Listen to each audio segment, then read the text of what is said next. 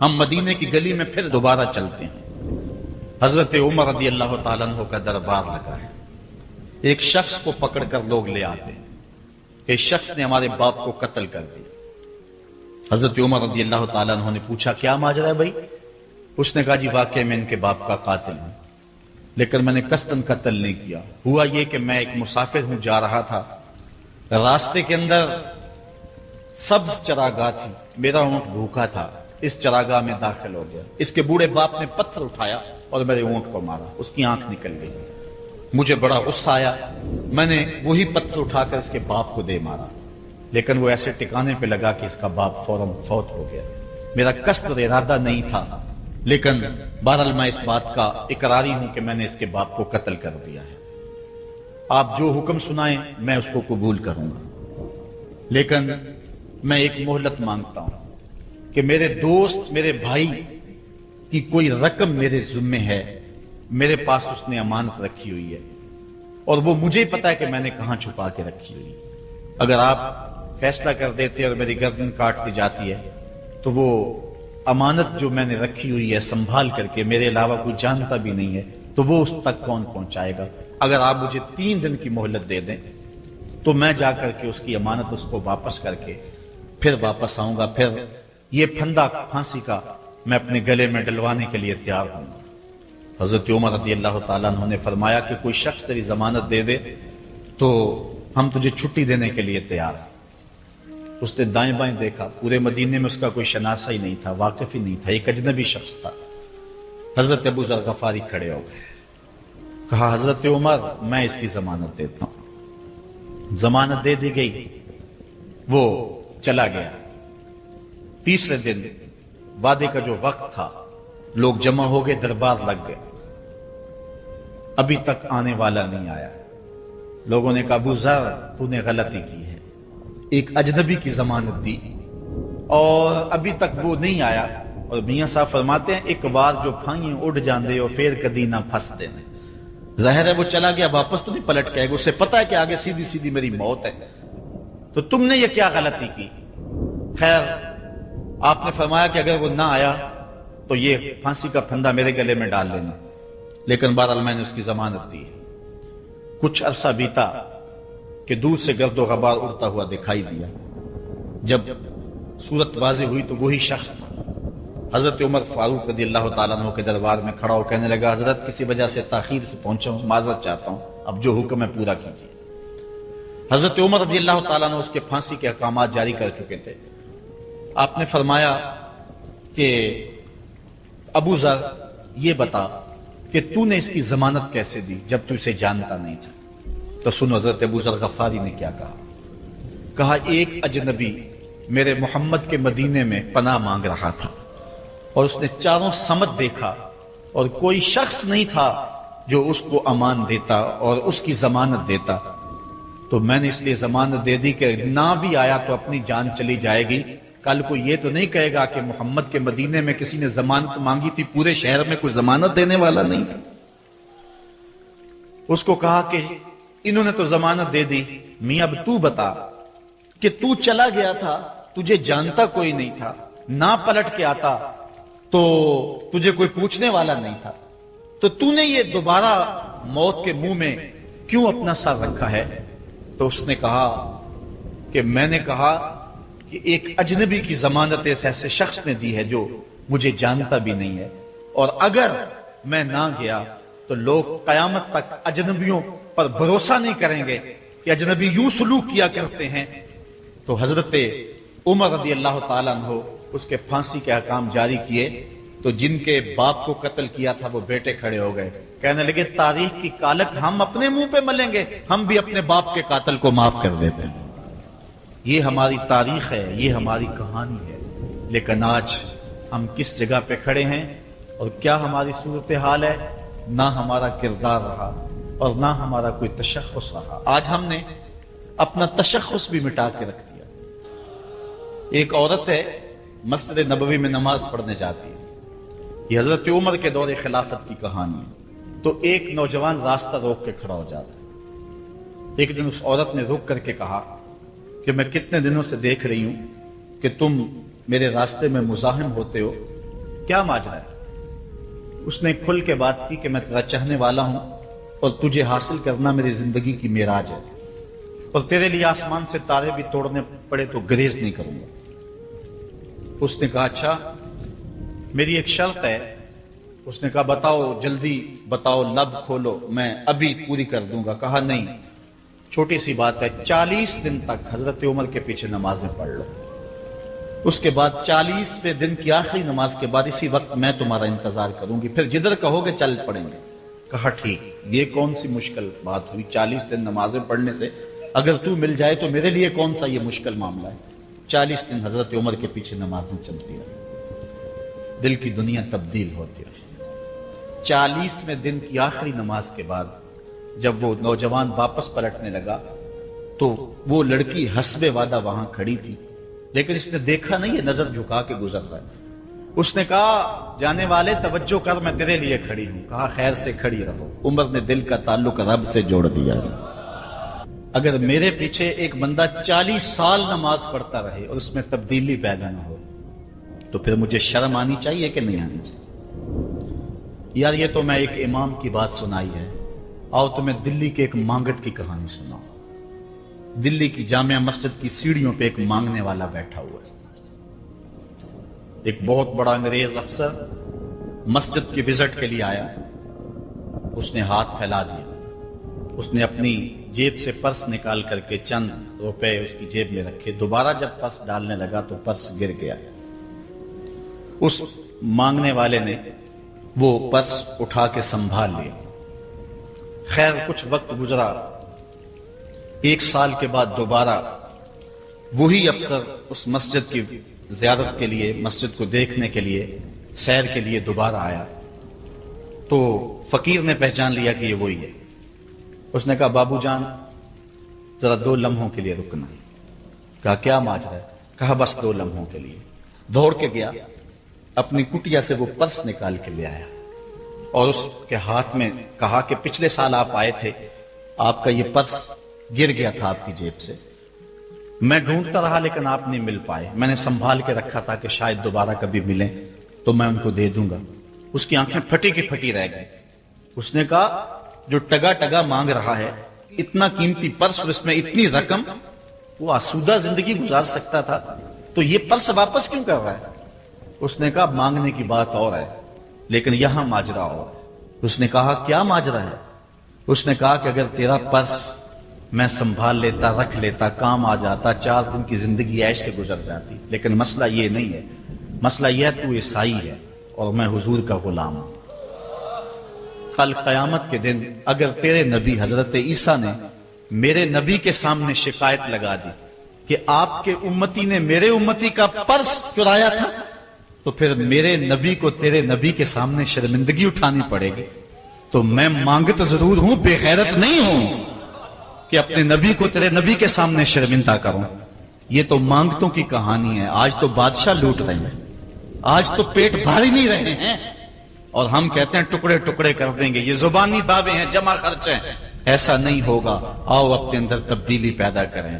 ہم اپنی ماضی کی تاریخ پڑھتے ہیں تو حیرت زدہ ہو جاتے ہیں، لوگوں میں کتنی اخلاقی بلندی تھی، آج ہمارے اخلاق لٹ گئے، آج ہمارا کردار نہیں رہا، اپنے طرز زندگی بھی بدل دی، نہ ہماری باطن کی وہ روشنی رہی، نہ ظاہری وہ صورتیں رہی کہ ہم پہچانے جائیں کہ حضور کے غلام ہیں، بلکہ آج بھانت بھانت کی بولیاں بول رہے ہیں۔ اقبال نے کیا کہا تھا؟ اپنی ملت پر قیاس اقوام مغرب سے نہ کر، خاص ہے ترکیب میں تجھے قوم رسول ہاشمی۔ بلکہ آج فیشن کے طور پہ یہ کہا جاتا ہے جی آج کل دین پہ چلنا بڑا مشکل ہے، یہ آپ بھی سنتے ہوں گے، لوگ کہتے ہیں جی آج کل دین پہ چلنا بڑا مشکل ہے۔ یہ کون کہہ رہا ہے؟ جو مسجد میں آتا ہے تو موسم کے مطابق گرم اور سرد پانی دستیاب ہے، اس کے لیے ماحول ہے، اس کے لیے خوبصورت قالین بچھے ہوئے ہیں، مخملی مصلے رکھے ہوئے ہیں، جو نرم اور گداز مصلوں پہ پیشانی رکھ کر کے سجدہ کرتا ہے، وہ بطور فیشن کہہ رہا ہے جی آج کل دین پہ چلنا بڑا مشکل ہے۔ میں اس کے جواب میں کہا کرتا ہوں میاں تیرے لیے مشکل ہے یا کربلا والے حسین کے لیے مشکل تھا؟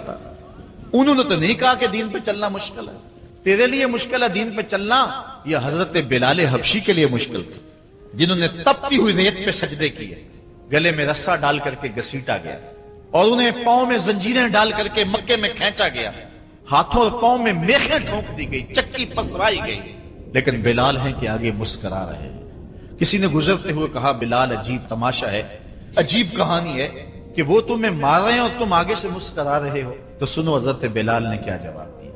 حضرت بلال فرمانے لگے میاں تم جاؤ نا بازار میں مٹی کا برتن بھی خریدنے، تو اس کو بھی ٹھونک بجا کے دیکھتے ہو کہیں کچا تو نہیں ہے، اس کی آواز تو خراب نہیں ہے۔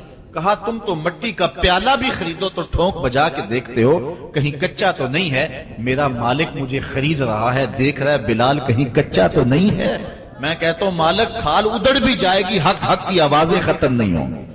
زخم پہ زخم کھا کے جی خون جگر کے گھونٹ پی، آہ نہ کر لبوں کو سی یہ عشق ہے دل لگی نہیں۔ تو یہ ایک دین گریزی ہے، یہ عمل گریزی ہے۔ جی آج کل بڑا مشکل ہے، پہلی بات ہے مشکل ہو بھی تو ہمارے پاس کوئی دوسرا آپشن موجود نہیں ہے۔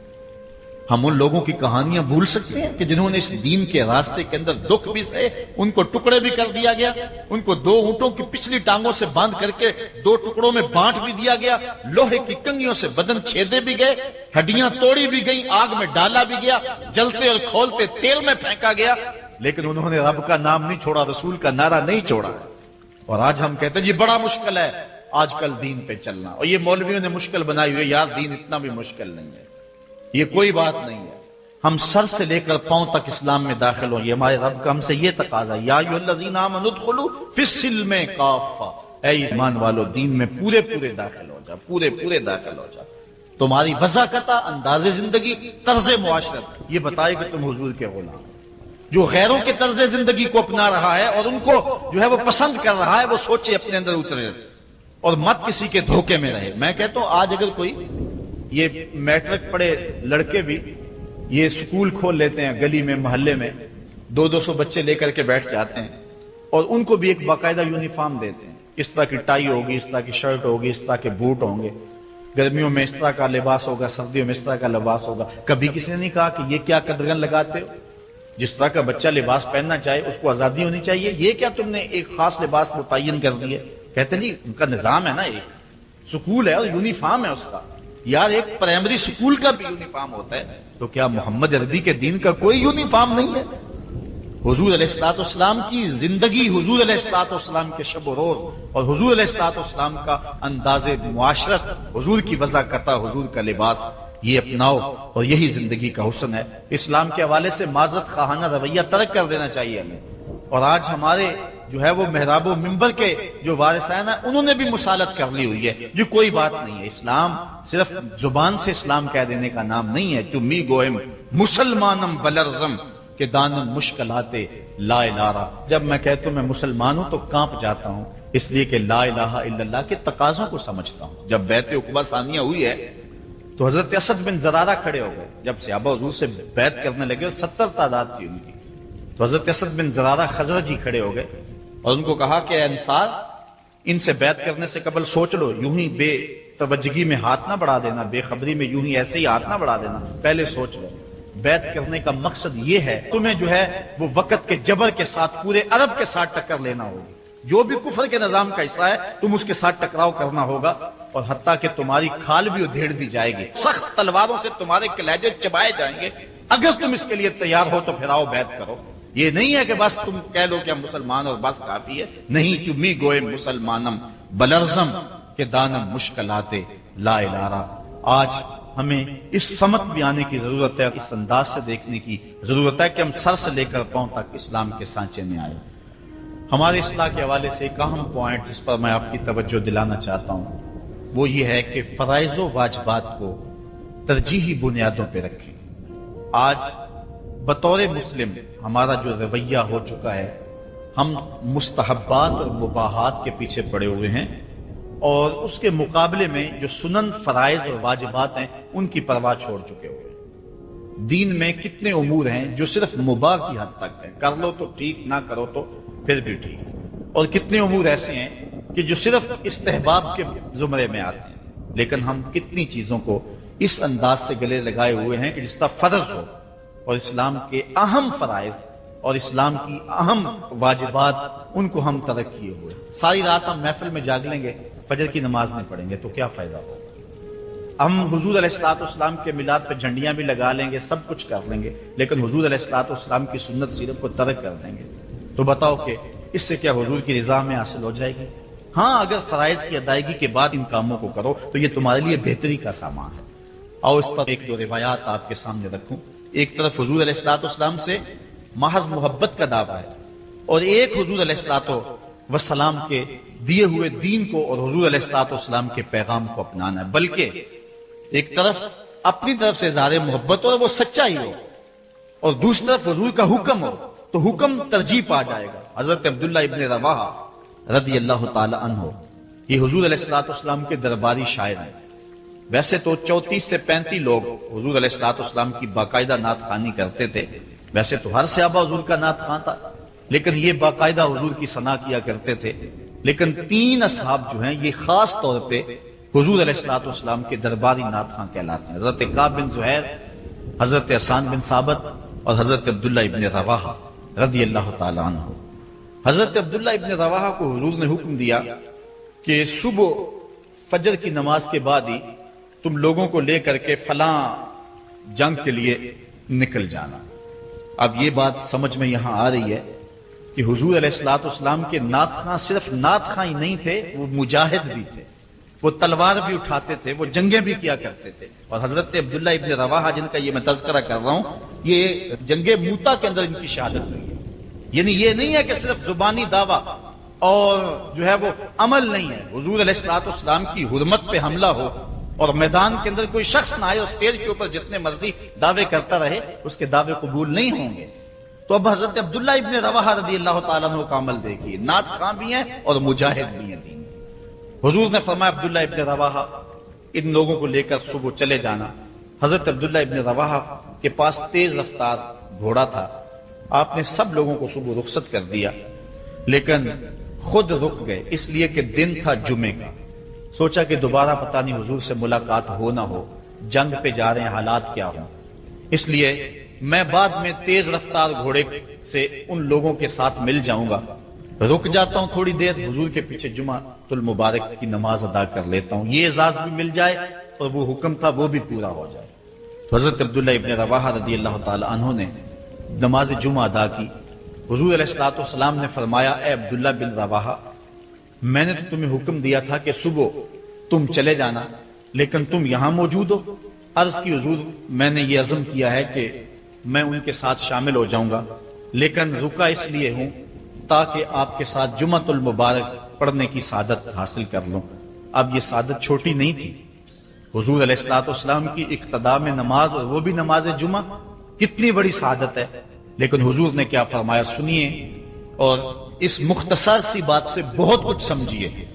حضور نے فرمایا، لو انفقت ما فی الارض جمیعا ما ادرکت فضل غدوتہم، اے ابن رواحہ، اگر تو ساتھ اس کے ضمن میں اگر جو ہے وہ محبت کے مظاہر بھی سامنے آ جائیں تو اس میں کوئی قباحت نہیں ہے۔ اور اس پر روایت حضرت عبداللہ بن قراد رضی اللہ تعالی عنہ سے، اور یہ صحیح بخاری میں موجود ہے، کہ آقا کریم علیہ السلام نے وضو فرمایا، اور وضو کا پانی زمین پر صحابہ گرنے نہیں دیتے، اپنے منہ پہ اور اپنے چہروں پہ مل لیتے ہیں۔ تو آقا کریم علیہ السلام نے فرمایا، ما یحملکم علی ھذا، صحابہ تمہیں اس بات پر کس شے نے ابھارا ہے؟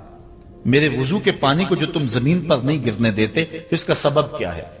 تو حضرت عبد الرحمن بن قراد کہتے ہیں کہ صحابہ نے کہا، قالوا حب اللہ و رسولہ، اللہ اور اس کے رسول کے پیار نے ہمیں اس بات پہ ابھارا ہے۔ تو حضور علیہ الصلوۃ والسلام نے جو ارشاد فرمایا، اس عمل سے نفی نہیں کی، لیکن ساتھ حضور نے فرمایا، جو چاہتا ہے اللہ اور اس کا رسول اس سے پیار کرے، اور وہ اللہ اور اس کے رسول سے پیار کرے، اسے 3 چیزوں کا خیال رکھنا چاہیے۔ ایک، جب بھی بولے سچ بولے، اور جب بھی اس کے پاس کوئی امانت رکھے تو امانت کو ادا کرے، اور اپنے ہمسایوں کے ساتھ حسن سلوک کرے۔ یعنی اگر وہ اس مظاہرہ محبت میں شامل ہو گیا اور حضور کے وضو کا پانی اس کے ہاتھ سے مس ہو گیا اور اس نے برکت سے اپنے منہ کے ساتھ مل لیا ہے، تو اس کا یہ مطلب نہیں ہے کہ جو باقی اعمال ہیں ان سے ان کو چھٹی مل گئی۔ یہ مفہوم ہے اس حدیث کا۔ اگر کوئی بندہ محفل میلاد منعقد کر لیتا ہے، دیگر امور مستحبات کی ادا کرتا ہے، تو اس کا یہ مطلب نہیں ہے کہ اب نماز نہ پڑھے اس کو کوئی پرواہ نہیں ہے، وہ بخشا گیا ہے، جس طرح کہ آج کل ہمارے ثنا خان جو ہے تاثر دیتے ہیں کہ جو محفل میلاد میں آ گیا وہ بخشا گیا۔ اللہ تعالیٰ چاہے اس کے لیے کوئی مشکل نہیں ہے، لیکن جو دین ہے اس دین کو ہلکا کرنے والی بات ہے۔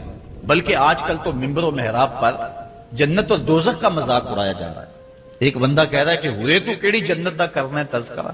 میں نے کہا میاں اسی جنت کا جس جنت کے لیے حضور لمبے لمبے ہاتھ اٹھا کے دعا مانگا کرتے تھے اور فرماتے جب اللہ سے مانگو تو جنت الفردوس مانگو۔ اور ایک بولا کہ مجھے دیکھ کر جہنم کو بھی آئے پسینہ۔ ہمارے استاد فرمایا کرتے تھے بیٹے تیرے منہ میں آج طوطی بولتا ہے جو مرضی کہہ لے، یہ تو کل قیامت کے دن پتا چلے گا کہ پسینہ کس کو آتا ہے، تجھے آتا ہے یا جہنم کو آتا ہے۔ ایک بولا کہ قبر دا خوف دے دے کے لوکی مینو ڈرانے نے۔ لوگ کون ہے ڈرانے والے؟ تبشیر اور تنذیر یہ نبی کا منصب ہے، نبی کی شان ہے۔ مبشر اور نذیر یہ نبی کی شانیں ہیں۔ حضور نے ڈرایا بھی ہے، حضور نے بشارت بھی دی ہے، لیکن اس بات کا منبر پہ بیٹھ کر کے تمسخ اڑایا جا رہا ہے اور لوگوں کو بے عملی کی طرف لے جایا جا رہا ہے۔ اس لیے آپ اس بات پہ غور کریں، اس بات پہ توجہ کریں۔ دولت، شہرت، عزت، آبرو، کیا اس دنیا کی سب سے بڑی دولت ہے؟ جو مل جائے تو اس پر بہت زیادہ شکر کرنا چاہیے۔ تو آئیے قرآن کھولیے، سورہ المومنون ہے، ارشاد فرمایا قد افلح المؤمنون، فلاح انہوں نے پائی جنہیں ایمان نصیب ہوا۔ تو اس کائنات میں سب سے بڑی نعمت جو حضرت انسان کو دی گئی ہے وہ دولت ایمان ہے۔ قیامت کے دن سب سے بڑی نعمت جو مومنین کو دی جائے گی وہ دیدار الہی ہوگا۔ تو جو آخرت میں دیدار الہی سے محروم ہو گیا اور دنیا میں ایمان سے محروم ہو گیا وہ حقیقی محروم ہے۔ ایک شخص چرخ میں اڑتا ہے، ہواؤں میں جھومتا ہے، جھولتا ہے، ہر دولت اس کو میسر ہے، عزت شہرت اس کی باندھی ہے، وقار تکریم اسے حاصل ہے، دنیا جانتی ہے، زمانہ سلوٹ کرتا ہے، جو چاہتا ہے وہ ہو جاتا ہے، ہر عیش و عشرت میسر ہے، لیکن اس کے سینے میں ایمان کا چراغاں نہیں، کوڈی مل نہیں ہے اس کا۔ اور ایک شخص جھونپڑے میں رہتا ہے، کھانے کے لیے کبھی مل جاتا ہے کبھی نہیں بھی ملتا، دنیا اسے پہچانتی بھی نہیں ہے، وہ معروف شخص بھی نہیں ہے، لیکن اس کے سینے میں ایمان کا چراغاں ہے، وہ خوش نصیب شخص ہے۔ میرے حضور کا ایک فرمان سنیے، حضور نے فرمایا میرے دوستوں میں سے قابل رشک دوست وہ ہے۔ حضور نے فرمایا میرے دوستوں میں سے، جس کو حضور دوست کہیں اس کی تو پھر قسمت پہ ناز کرنا چاہیے۔ کہا میرے دوستوں میں سے جو قابل رشک دوست ہے وہ ہے جس کا سامان دنیا تھوڑا ہے، نمازیں زیادہ ہیں۔ جب وہ چلتا ہے تو اس کی طرف اشارہ بھی نہیں ہوتا، یہ فلاں صاحب جا رہے ہیں، کوئی ایسا معروف شخص نہیں، کوئی بہت عہدہ ساتھ نہیں لگا ہوا کہ جب چلے تو لوگ کہیں یہ فلاں جا رہے ہیں۔ اللہ اکبر۔ پھر میرے حضور نے فرمایا کہ ثم نقد بیدہ، حضور نے ہاتھ سے چٹکی بجائی، ثم نقد بیدہ، ہاتھ سے چٹکی بجائی، اور پھر فرمایا اس کو موت بھی ایسے ہی آئی، اس کو موت بھی ایسے ہی آئی۔ پھر فرمایا قلت بواکی ہے، اس کو رونے والے بھی تھوڑے ہی تھے، اس کو رونے والے بھی زیادہ نہیں تھے۔ قلت تراثہ، اس کی وراثت بھی بہت لمبی نہیں نکلی۔ فرمایا میرے دوستوں میں قابل رشک دوست دیکھنا ہے تو یہ اس کا جنازہ جا رہا۔ تو ہماری سب سے بڑی دولت ایمان کی دولت ہے، نمازوں کی دولت ہے، شرافت کی دولت ہے۔ یہ دولتیں ہمیں جمع کرنی چاہیے۔ سویر سے لے کر شام تک دونوں ہاتھوں سے ہم امیر بننے کی دوڑ میں لگے ہوئے ہیں، کوشش کر رہے ہیں دولت جمع ہو جائے، دونوں ہاتھوں سے اکٹھی کر رہے ہیں، امیر بن جائیں، دولت مند بن جائیں۔ خیال ہے کہ اگر دولت بہت ساری ہوگی تو سکون ملے گا، جب مل جاتی ہے دولت تو پھر سکون نہیں ملتا، کہتے کچھ اور حاصل ہو تو سکون ملے گا، ساری زندگی اس دوڑ میں گزر جاتی۔ جس طرح دنیا کی دولت جمع کرنے کے لیے دوڑ لگاتے ہو، شرافتیں جمع کرنے کے لیے دوڑ لگاؤ، نجابتیں حاصل کرنے کے لیے دوڑ لگاؤ، سجدوں کی کثرت حاصل کرنے کے لیے دوڑ لگاؤ، صالح اعمال جمع کرنے کے لیے دوڑ لگاؤ۔ خوش نصیبی ہے، ہاں اپنے بچوں کے لیے کاروبار بھی کرو، رزق بھی کماؤ، دولت ضرورت کی تمہیں ہونی چاہیے تمہارے پاس، لیکن فرض کرو اگر نہیں بھی ہے تو اتنی بھی ٹینشن لینے کی ضرورت نہیں ہے، جو میسر ہے اس پہ راضی رہو۔ نہیں 4 کنال کا بنگلہ تو 1 کنال کا گھر جو ہے وہ بھی سکون دیتا ہے، کنال کا گھر بھی نہیں ہے تو 5 مرلے کا کٹیا بھی تو چھت تو اپنی ہے نا، سکون دیتا ہے۔ چلو ایسا بھی نہیں ہے تو 1.5-2 مرلے میں بھی رہتے ہو تو وہاں بھی تو قرار ہے۔ اور سنو حضور کا ایک فرمان، سیدنا علی المرتضیٰ سے مروی ہے، میرے حضور نے فرمایا جو اللہ کے دیے گئے تھوڑے رزق پہ راضی ہو گیا، اللہ قیامت کے دن اس کے تھوڑے عملوں پہ راضی ہو جائے گا کہ میرے بندے تو بندہ ہو کے راضی ہے، میں تو پھر رب ہوں۔ تو یہ کتنا اچھا سودا ہے، اس پہ راضی ہو جانا۔ دکھوں کو ختم یہی چیز کرتی ہے، بندہ رب پہ راضی ہونا سیکھ لے تو جہاں بندہ ہوگا وہیں خوش ہوگا، اور راضی ہونا نہیں سیکھے گا تو کھرب پتی بھی ہوگا، نفس کی کمینگی ختم نہیں ہوگی۔ تو پھر اس پہ راضی رہنے کا فن سیکھنا چاہیے، اور یہ فن ملتا کہاں سے ہے؟ یہ فقیروں کی چوکھٹ سے ملتا ہے، اللہ والوں کی صحبت سے ملتا ہے، ان کی اپنی زندگی توکل کا نمونہ ہوتی ہے، تو ان کے پاس بیٹھ کر کے بہت کچھ سیکھنے کو ملتا ہے کہ یہ بھی تو زندگی گزار رہے ہیں۔ حضور کی سیرت پڑھیں، آپ کو یہ سب کچھ ملے گا۔ اللہ نے اپنے محبوب کو اختیار دیا، محبوب اگر چاہو تو یہ بطحا مکہ سونے اور چاندی کا بنا دیں۔ تو حضور کیا کہتے ہیں؟ ایک دن کھانا دینا، ایک دن فاقہ دینا۔ جس دن کھانا ملے گا تیرا شکر کروں گا، جس دن فاقہ ملے گا صبر کروں گا۔ تو اللہ کے حضور عجز، اللہ کے حضور رضا، یہ بہت بڑی دولت ہے۔ اگر نصیب ہو گئی تو سمجھو زندگی سوکھی ہو گئی، ورنہ ساری زندگی دھوڑی ختم نہیں ہوتی ہے، بھاگم باغ لگی رہتی ہے، اور ہر وقت جو ہے وہ مشکل جان نہیں چھوڑتی۔ لیکن جو اس پہ راضی رہنے کا فن سیکھ جاتا ہے تو وہی باکمال شخص ہوتا ہے، اور اسے ہی طمانیت کی زندگی ملتی ہے، اور اسے ہی قرار کا سودا نصیب ہوتا ہے۔ شاہ جہاں راوی کے کنارے ٹہل رہا تھا تو اس نے دیکھا کہ وہاں ایک فقیر ریت پہ سویا ہے، تو اس نے اس کو کہا کہ بابا زندگی کیسی گزر رہی ہے؟ اس نے دیکھا اور مسکراتے ہوئے کہا کچھ تو تیرے جیسی گزر رہی ہے، کچھ تیرے سے بہتر بھی گزر رہی ہے۔ تو بادشاہ کو بڑی حیرت ہوئی، اس نے سمجھا یہ مجھے پہچانا نہیں۔ فقیر کو کیا پتا ہے شہنشاہ کیا ہوتے ہیں۔ اس نے کہا تم مجھے پہچانا نہیں؟ کہا تم شاہ جہاں ہو نا، بر صغیر کے بادشاہ ہی ہو نا؟ کہا ہاں ہاں، تو پھر تم نے کیسے کہہ دیا کہ کچھ تیرے جیسی کچھ تیرے سے بہتر؟ میرے جیسی زندگی کا تصور نہیں ہو سکتا، اور تم بہتر کی بات کر رہے ہو۔ محلات کی زندگی دیکھی ہے تم نے؟ شاہی خدمت گزاروں کے رنگ دیکھے ہیں؟ آبنوسی جو ہے وہ پنکھیوں پر خادماؤں کے انداز دیکھے ہیں؟ تمہیں کیا پتا کہ شاہی زندگی کیسے ہوتی ہے؟ کہا بادشاہ جب رات پڑتی ہے اور تو مخملی اور خوبصورت بستروں پہ سوتا ہے، پھولوں کی لگی ہوئی سیج پہ لیٹتا ہے، میں اس ریت پہ سو جاتا ہوں، اور جب نیند آ جاتی ہے تمہیں بھی خبر نہیں ہوتی کہاں پڑا ہوں، خبر مجھے بھی نہیں ہوتی۔ اس وقت میری اور تمہاری زندگی ایک جیسی گزر رہی ہوتی ہے۔ تو کہا میرے سے بہتر؟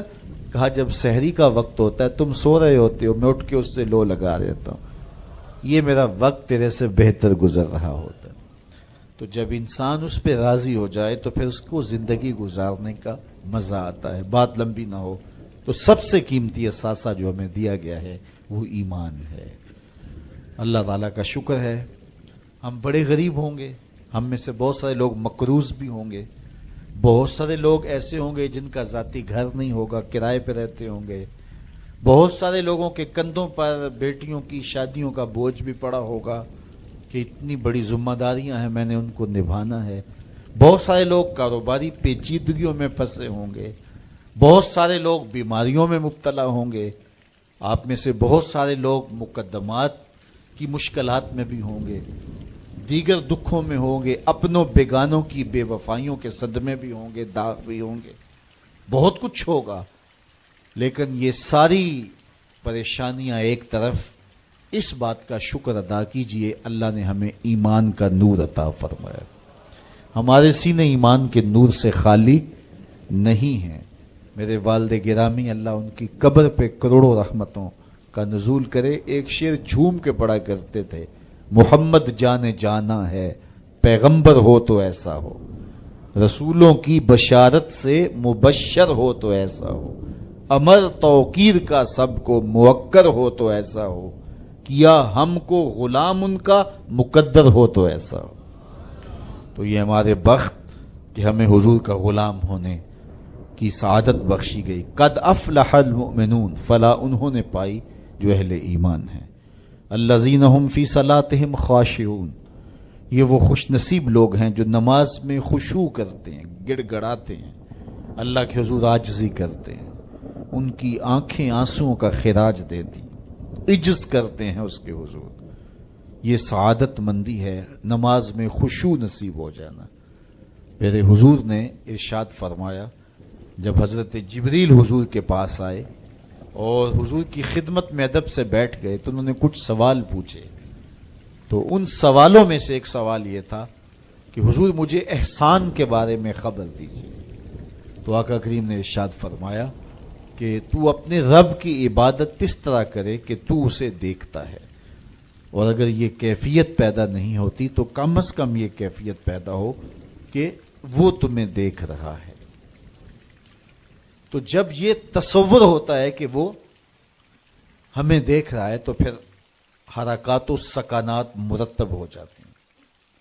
ہم جاتے ہیں نا کسی جگہ پہ تو وہ کہتے ہیں جناب آپ لائیو جا رہے ہیں، تو پھر کپڑے سوار کے بیٹھ جاتے ہیں، اعضاء کا جو ہے وہ نظم قائم رکھتے ہیں کہ اتنے لوگ دیکھ رہے ہیں تو ہم اپنی حرکات و سکانات کو مرتب رکھیں، منظم رکھیں. تو جب لوگ دیکھ رہے ہیں تو حرکتیں منظم ہونی چاہیے. تو جب رب دیکھ رہا ہو تو پھر دل کی دھڑکن بھی بے ترتیب نہ ہونے پائے، پھر وسواس، خیالات، کیا کچھ جو انسان کی زندگی کو برباد کرتے ہیں ان سے کنارہ کشی ہو اور اس تصور میں ڈوب جائے کہ میرا رب مجھے دیکھ رہا ہے. یار کسی کی ماں اس کو پیار سے دیکھ رہی ہو تو پھر وہ نشہ نہیں اترتا. باپ دیکھ رہا ہو پیار سے تو وہ اپنا رنگ ہوتا ہے. استاد شفقت سے دیکھ رہا ہو، مرشد دیکھ رہا ہو کسی کو تو پھر وہ نشہ نہیں جاتا. تو کیا تصور میں بندہ ڈوب جائے کہ میرا رب مجھے دیکھ رہا ہے. تو جب رب شفقت سے، محبت سے بندے کو دیکھ رہا ہے تو پھر اس کی نماز میں کیوں لذت پیدا نہیں ہوگی، کیوں سرور پیدا نہیں ہوگا، کیوں کیفیات کا جہاں آباد نہیں ہوگا. تو فرمایا کہ وہ پھر خشوع کرتے ہیں، گڑ گڑاتے ہیں، روتے ہیں، عجز و انکساری کرتے ہیں. ان کی نمازیں پھر کس انہماک کے ساتھ، کس محبت کے ساتھ، کس پیار کے ساتھ ادا ہوتی ہیں، ان کے سجدوں کی کیفیت کیا ہوتی ہے. ایک روایت میں آتا ہے بندے کو پتہ چل جائے سجدے میں جو اس پر رحمتیں اترتی ہیں تو وہ سجدے سے سر ہی نہ اٹھائے، اتنی رحمتیں اس کے اوپر نازل ہو رہی ہوتی ہیں. تو وہ اپنی نمازوں میں خشوع کرتے ہیں، للہیت کے ساتھ، خلوص کے ساتھ، عجز و انکساری کے ساتھ، گڑ گڑاتے ہوئے، روتے ہوئے. اللہ اکبر. حضور علیہ الصلوۃ والسلام جب نماز پڑھتے تھے تو ایسے لگتا تھا جس طرح حضور کے سینے میں ہنڈیا پک رہی ہے. اس طرح حضور علیہ الصلوۃ والسلام کا جو سینہ اطہر خوف خدا سے، خشیت الہی سے جو ہے وہ اس طرح حضور کے سینے کی کیفیت تھی. ہنڈیا کے ابلنے کی جس طرح آواز ہوتی ہے. اللہ اکبر. والذین هم عن اللغو معرضون. اور ان خوش نصیب لوگوں کی کہانی یہ ہے کہ بیہودہ بات کی طرف التفات نہیں کرتے. ان کی زندگی مقصدیت کے نور سے مالا مال ہوتی ہے. یہ بات کی، ادھر کی اڑا دی، چائے والے کھوکھے پہ بیٹھے 3 گھنٹے گزار دیے، حمام پہ بیٹھے 2 گھنٹے گزار دیے، فضولیات پہ بحث کرتے رہے. ان کی زندگی اتنی فضول ہوتی ہے کہ وہ بیہودہ کاموں پہ وقت لگا دیں. وقت تو سب سے قیمتی اثاثہ ہے، قیمتی اثاثہ، سب سے قیمتی کمائی انسان یوں تو نہیں اڑاتا. تو سب سے قیمتی اثاثہ جو ہمیں دیا گیا وہ وقت. امام شافعی فرماتے ہیں میں نے فقیروں سے 2 باتیں ایسی سیکھی ہیں جنہوں نے مجھے بڑا نفع دیا ہے. چونکہ جو اہل اللہ کی باتیں ہوتی ہیں وہ باتوں کی امام ہوتی ہیں, چونکہ ان کے مشاہدات کا نچوڑ ہوتا ہے. حضرت امام احمد بن حنبل حضرت بشر حافی کے پیچھے دوڑتے تھے, تو کسی نے ان کو کہا کہ آپ اتنے بڑے عالم ہیں تو اس فقیر سے کیا تلاش کرتے ہیں؟ تو امام احمد بن حنبل فرمانے لگے کہ احمد بن حنبل جس رب کو مانتا ہے بشر حافی اس رب کو جانتا بھی ہے. تو ان سے بڑی باتیں ملتی ہیں ہمیں. تو کہا فقیروں کی 2 باتوں نے مجھے بڑا ہی فائدہ دیا. ان میں سے ایک بات یہ, الوقت سیف قاطع, وقت کاٹ دینے والی تلوار ہے. اگر وقت کو تم نہیں کاٹو گے تو وقت تمہیں کاٹ دے گا. کہا اس بات نے مجھے بڑا نفع دیا اور میرا وقت بچایا, ورنہ ہمارا کتنا وقت برباد ہو جاتا ہے. کس نے کتنے سکور کیے جی, کس نے کتنے جو ہے وہ آؤٹ کیے, اور کون کس میچ میں کتنے جو ہے اس نے سکور بنائے, اس پہ میں نے دیکھا 2-2 گھنٹے لوگ بات کر لیتے ہیں. اتنا وقت لوگوں کے پاس ہوتا ہے. مقصد کیا ہے اس کا, مدعا کیا ہے؟ ٹیلی ویژن پہ ٹاک شوز چل رہے ہوتے ہیں ایسے موضوعات پہ, تو حیرت ہوتی ہے کہ اتنا قیمتی وقت اور ہم بحثیت قوم کھڑے کہاں ہیں اس وقت دنیا میں, اور ہمارے پاس اتنا زائد وقت ہے کہ ہم کن امور پہ بحث کر رہے ہیں. کوئی بندہ باہر سے آیا نا تو اس نے دیکھا کہ پھاٹک بند ہے اور لوگ سائیکل سر پہ اٹھا کے اور موٹر سائیکل بھی جو ہے وہ کسی طرح سے گھسیٹ کے جو ہے وہ ریلوے لائن عبور کر رہے ہیں. تو وہ بڑا متاثر ہوا کہ اتنی ذمہ دار قوم ہے کہ جو گاڑی کے آنے کا انتظار بھی نہیں کرتی, اور ان کو اپنے مقصد پر جانے کے لیے, کام پر جانے کے لیے اس قدر ان کو جلدی ہے کہ یہ سائیکل بھی سڑک پہ اٹھا کے سڑک عبور کر رہے ہیں. تو خیر جب پھاٹک کھلا تو وہ گیا تو دیکھا آگے بندریا کا تماشا لگا تھا, 600 آدمی وہاں کھڑا تھا. اس نے کہا اچھا اس کی جلدی تھی سب کو.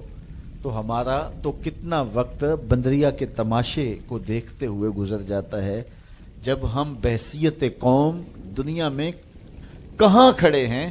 تو ہمیں تو اپنے ایک ایک لمحے کی قدر کرنی چاہیے. کاروباری لوگوں کو بھی آگے بڑھنا چاہیے, علماء کو بھی اپنے وقت کی قدر کرنی چاہیے, عوام کو بھی کرنی چاہیے. ہمارے علماء کا بھی حال ایسے ہی ہے. ایسے ایسے موضوعات پہ گفتگو کرتے ہیں جو نہ قوم کی ضرورت ہوتی ہے اور نہ ان کی ضرورت ہوتی ہے, لیکن بس وقت ہے کہ ان کے پاس اتنا ہے کہ 3-3 گھنٹے ایسے ایسے موضوعات پہ بات کر جاتے ہیں کہ جس کی قوم کو کس طرح سے ضرورت بھی نہیں ہوتی ہے. تو ہم اپنے وقت کو ضائع کرتے ہیں جو سب سے قیمتی اثاثہ ہے ہمارے پاس. حضرت امام ابو بکر بن داسا کہتے ہیں میں امام ابو داود سے ملا, یہ جنہوں نے سنن ابی داؤد لکھی ہے. تو کہتے ہیں کہ وہ فرمانے لگے کہ مجھے اللہ کے رسول صلی اللہ علیہ وآلہ وسلم کی 6 لاکھ حدیثیں زبانی یاد ہیں. ان 6 لاکھ احادیث رسول کا میں نے خلاصہ تیار کیا تو میرے پاس رہ گئیں 4000 حدیثیں. پھر میں نے زہد, مناقب, فضائل, قصص اور پچھلی امتوں کے تذکروں پر مشتمل حدیثوں کو الگ کر دیا. جن احادیث سے صرف مسائل شرعیہ کا استنباط و استخراج کیا جا سکتا تھا میں نے ان کو الگ کیا تو میرے پاس رہ گئیں 800 حدیثیں. ان 800 احادیث سے ہی پورے دین کو سمجھا جا سکتا ہے. جس طرح کہ قرآن مجید کی آیات میں سے 500 آیات ایسی ہیں جن سے احکام شرعیہ ثابت ہوتے ہیں. باقی کچھ پچھلی امتوں کے تذکرے ہیں, کچھ تنذیر ہے, جہنم سے ڈرایا گیا ہے, تحذیر ہے, اور کچھ تبشیر ہے, جنت کا بتایا گیا ہے, اس کے نقشے بیان کیے گئے ہیں. پچھلی قوموں پر آنے والے عذاب, ان کے اسباب بیان کیے گئے ہیں, اور بہت ساری چیزیں بیان کی گئی. لیکن جن سے احکام ثابت ہوتے ہیں ان کی تعداد, ان آیات کی, آیات الاحکام جو ہیں ان کی تعداد 500 ہے. اسی طرح لاکھوں احادیث کا خلاصہ جو تیار کیا تو جن احادیث سے احکام کا ثبوت ہوتا ہے اور مسائل شرعیہ کا استنباط و استخراج کیا جاتا ہے، ان کی تعداد ہے 800۔ تو حضرت امام ابو داؤد کہتے ہیں میں ان 800 احادیث کا ایک اور خلاصہ تیار کیا تو میرے پاس رہ گئیں 4 حدیث سے، اور ان 4 حدیثوں کے بارے وہ فرماتے ہیں اساس الاسلام ہیں، اسلام کی جڑ ہیں، اسلام کی بنیاد ہیں۔ ان میں سے ایک حدیث یہ ہے من حسن اسلام المرء ترکہ ما لا یعنی ہے، کسی شخص کے اسلام کا حسن یہ ہے کہ وہ ہر بے مقصد کام کو چھوڑ دیتا ہے، ترک کر۔ جو آدمی کلمہ پڑھ لیا ہے پھر اس کی زندگی قید خانے کی جیسی ہے، جیل کے اندر کوئی انسان اپنی مرضی کے مطابق نہ کہیں جا سکتا ہے نہ کھا سکتا ہے، یہاں تک کہ لڑکے صاحب بھی جیلر کے مطابق ہوتا ہے کہ نہیں؟ لیکن لوگ آتے ہیں بتاتے ہیں کچھ نہیں، جیل کا معاملہ کیا ہوتا ہے بھائی، اپنی مرضی سے ہوتا نہیں ہے۔ تو انسان کو چاہیے کہ کلمہ پڑھ لینے کے بعد اس کو اپنے طریقے کو بدل دینا چاہیے۔ حسن حسین کے کردار پر درود اللہم صلی علی سیدنا محمد وعلی اگر جسے کرنے جا رہا ہے تب کر نہیں لیں گے، لیکن نیکی کا ارادہ بھی کر لینا مومن کے جو نام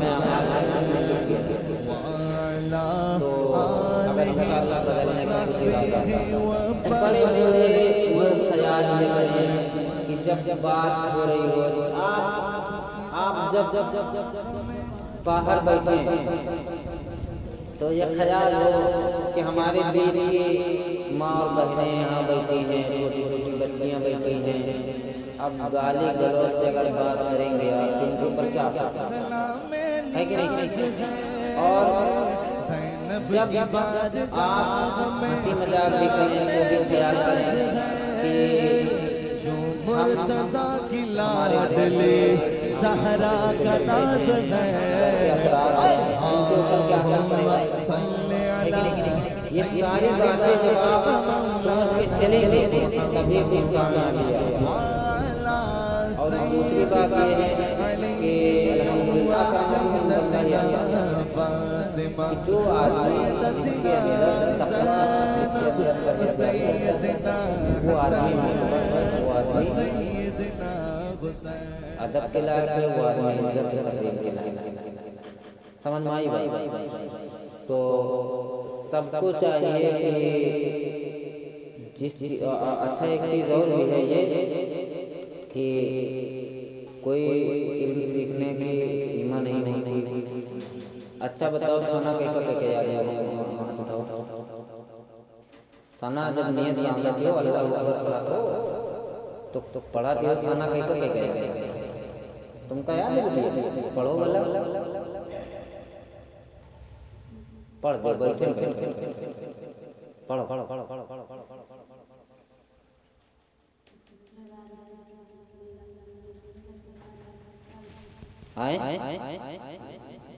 آدھا پڑھو۔